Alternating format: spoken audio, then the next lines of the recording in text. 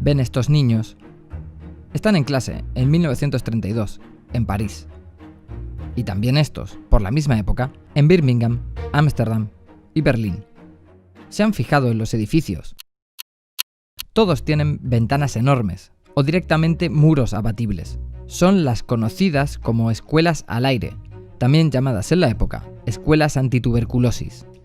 Instituciones especialmente diseñadas para prevenir y combatir una pandemia que venía asolando muchas grandes ciudades durante el siglo XIX y principios del XX, y en las que, como en París, llegó a ser la causa de la muerte de la mitad de los jóvenes fallecidos en todo el siglo XIX.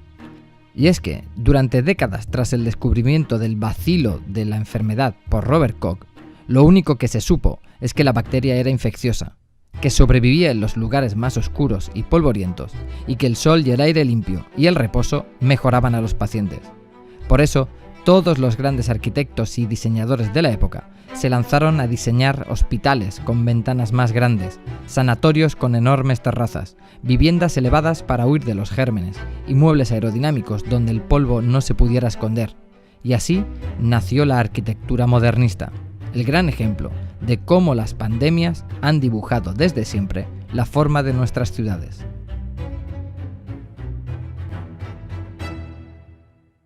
La tuberculosis fue la gran obsesión entre finales del siglo XIX y principios del XX porque costó mucho encontrar la causa de la enfermedad. Era una de esas enfermedades desconocidas que se propagó por toda Europa desde finales del siglo XVIII y en torno a la que se construyó la teoría de la transmisión por culpa del aire sucio que había en las ciudades. La teoría predominante era la miasma, la creencia medieval de que la enfermedad se propagaba por el contacto con ese aire malo.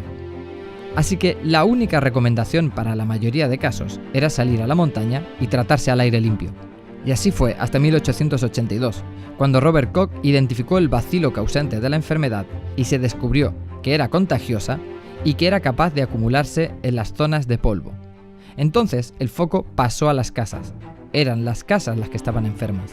Los primeros protocolos recomendaban a los pacientes que al llegar a casa se eliminaran las alfombras, las cortinas, se encalaran las paredes, se abrieran las ventanas y se eliminara todo lo que acumulara el polvo. Con la idea central del saneamiento de los espacios para combatir la enfermedad, los arquitectos modernos empezaron a hacer edificios blancos, con grandes ventanales, con terrazas para tomar el sol, para hacer ejercicio. Echamos las ciudades desde muchos puntos de vista, pero una de las cosas que se tiende a olvidar es que las ciudades realmente están hechas de capas y capas de respuestas precisamente a epidemias, a amenazas de enfermedad de todo tipo. Y lo que es muy interesante es que estos arquitectos, como Le Corbusier, como Gropius, como Neutra, como todos ellos, constantemente hacen referencia a la tuberculosis. No es que digan, es que nos gusta más así, no, están diciéndolo. La arquitectura del siglo XIX es como un viejo sofá lleno de tuberculosis, o hay que levantar las casas del suelo con pilotis porque en el suelo húmedo es donde nace la enfermedad. Los modernistas querían crear ambientes curativos, limpios física y simbólicamente, de enfermedades y de contaminación. El sanatorio Paimio del finlandés Alvar Aalto se convertiría en el gran referente de las construcciones hospitalarias, con sus edificios repletos de ventanales y terrazas. Mientras, Le Corbusier diseñaba la ultramoderna Villa Savoye, pintada de blanco clínico, con habitaciones suspendidas con pilotis sobre la tierra, para huir de los gérmenes de debajo. Y dentro de las casas, los muebles fueron los siguientes en sufrir la reforma sanitaria. El polvo alojado en elementos decorativos era un enemigo de la higiene. Los diseños minimalistas reemplazaron la madera tallada y la tapicería. Utilizaron materiales ligeros y lavables en formas aerodinámicas, más fácil de mover para limpiar el polvo y los insectos en los escondites de la oscuridad.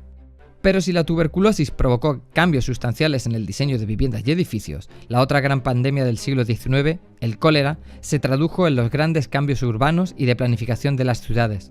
Y es que, como ocurría con la tuberculosis, durante siglos no se creyó en que el cólera se transmitiera, sino que estaba en el aire. Cuando finalmente fue descubierto en Londres que la causa de la epidemia de cólera era un pozo infectado en el centro de Soho, llegarían una serie de reformas legislativas y de infraestructuras sanitarias que no solo tendrían lugar en Londres o en París, sino en las grandes ciudades del siglo XIX. Incluso cuando Le Corbusier, en términos de la ciudad, propone cortar el centro de París y extraerlo en una especie de operación quirúrgica, habla de este París histórico, tubercular Paris, París tubercular.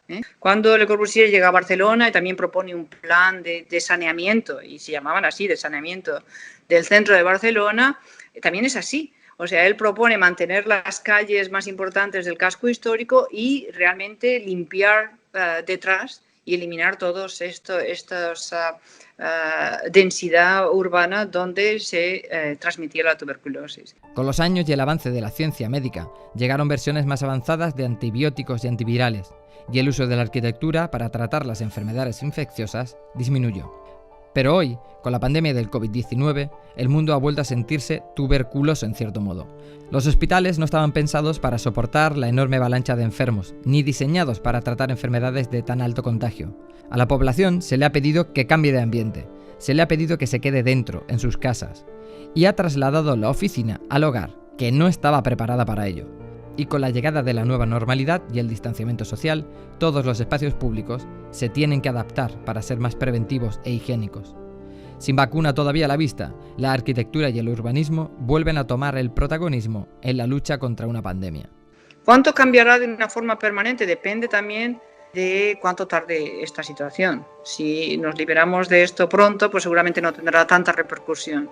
Si realmente dura más, entonces sí que nos habrá impactado de una manera importante.